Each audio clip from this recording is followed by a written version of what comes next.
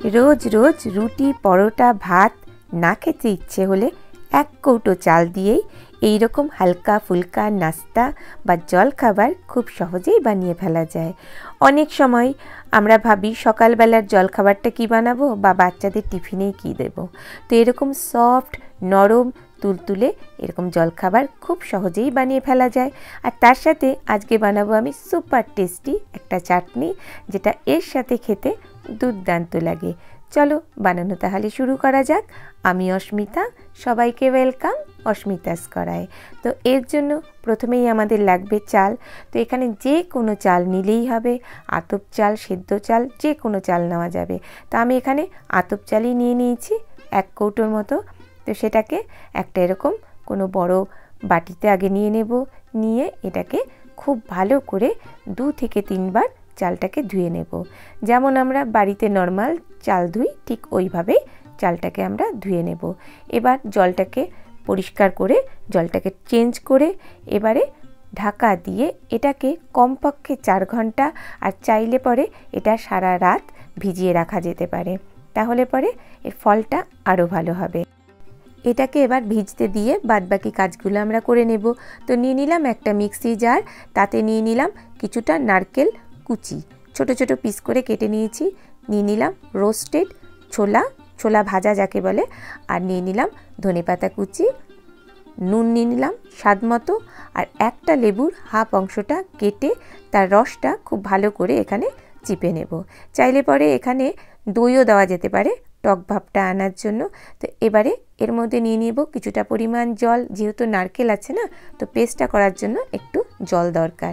তো আমি একটা পেস্ট এখানে তৈরি করে নিলাম। তো পেস্টটা দেখে নেব। তো দেখতেই পাচ্ছি একটা স্মুথ একটা পেস্ট আমরা এখানে তৈরি করে নিলাম।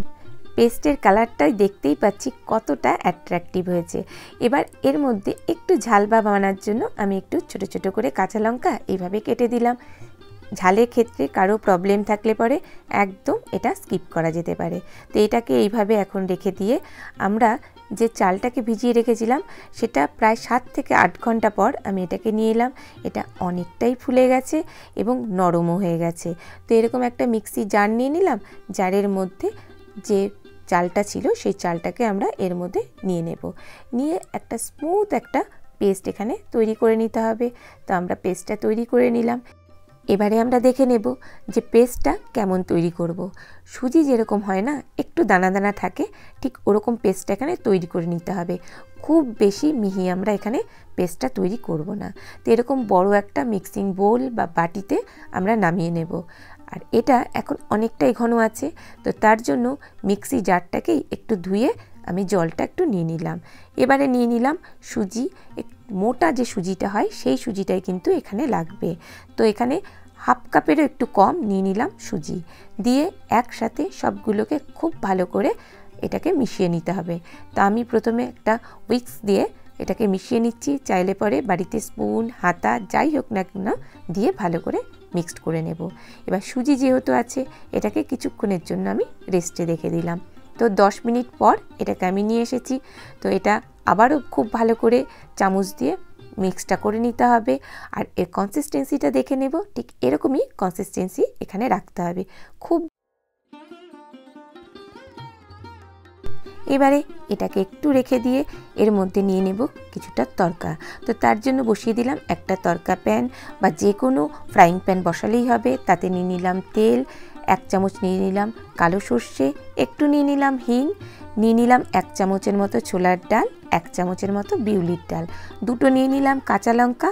এটা যখন ফুটতে শুরু করবে সবার শেষে দিয়ে নেব 10-12টা কারি পাতা দিয়ে ওভেনটা কিন্তু একদম অফ করে দেব, নাহলে কিন্তু এটা পুড়ে যাবে আর টেস্টটা পুরোপুরি নষ্ট হয়ে যাবে।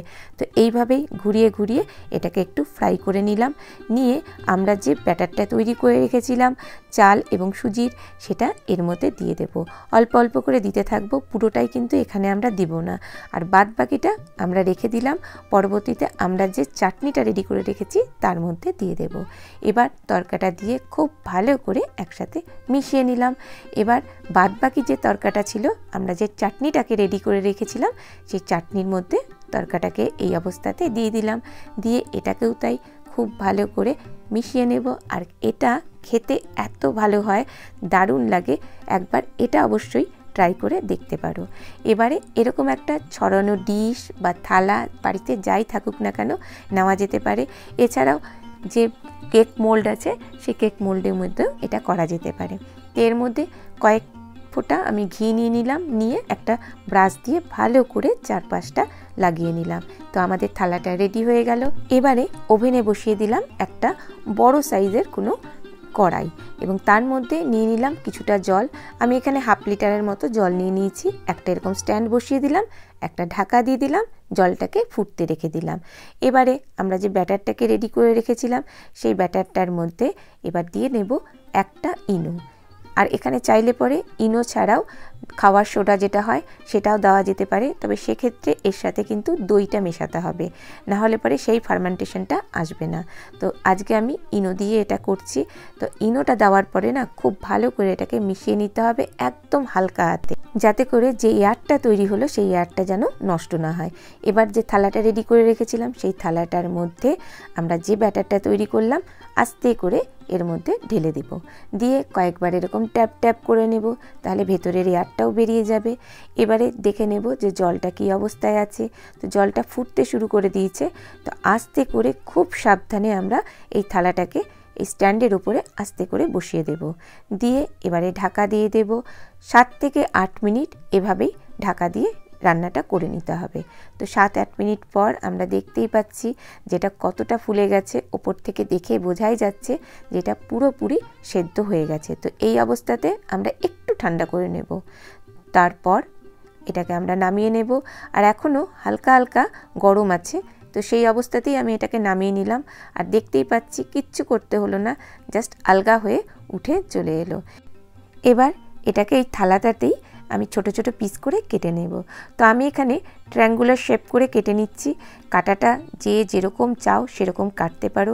এটাকে স্কোয়ার শেপ করেও কাটা যেতে পারে, সেটাও খুব অ্যাট্রাকটিভ হয় দেখতে। বাচ্চাদের সেটাও ধরে খেতে কিন্তু সুবিধা হবে।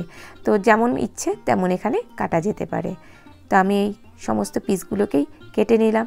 এবার একটা পিস এরকম তুলে আমি দেখাবো যে দেখো ভেতরটা কতটা সুন্দর হয়েছে, সুন্দর জালিদার। এখানে আমি কিন্তু দই ব্যবহার করলাম, দই ছাড়াই কত সুন্দর জালিদার আমাদের ব্রেকফাস্ট বা নাস্তা একদম রেডি। আর ভেতরটা আরও দেখানোর জন্য আমি একটু ভেঙে ভেঙে দেখাবো যে ভেতরটাও কতটা সফট, পুরো স্পঞ্জি আমাদের জলখাবার তৈরি হয়ে গেল।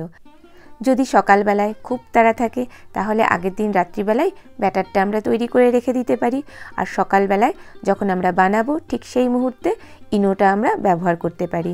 তো এইভাবে খুব সহজেই একটা অন্যরকম রেসিপি বানিয়ে বাড়ির লোককে খাওয়াতে পারি। আর তোমাদের এই রেসিপিটি কেমন লাগলো আমায় জানাতে পারো। যদি ভালো লাগে তাহলে একটা লাইক দিতে ভুলো না। আর দেখতেই পাচ্ছে কত স্পঞ্জি জালিদার আমাদের সুপার টেস্টি নাস্তা কিন্তু একদম। আমি চাটনির সাথেই এটা সার্ভ করব। আর আমার চ্যানেলটিকে সাবস্ক্রাইব করে রেখো, পরবর্তীতেও আমি এরকমই ভালো ভালো রেসিপি তোমাদের সাথে শেয়ার করতে থাকবো। ভালো থেকো, এতক্ষণ ধরে আমার সাথে থাকার জন্য তোমাকে অসংখ্য ধন্যবাদ। নমস্কার।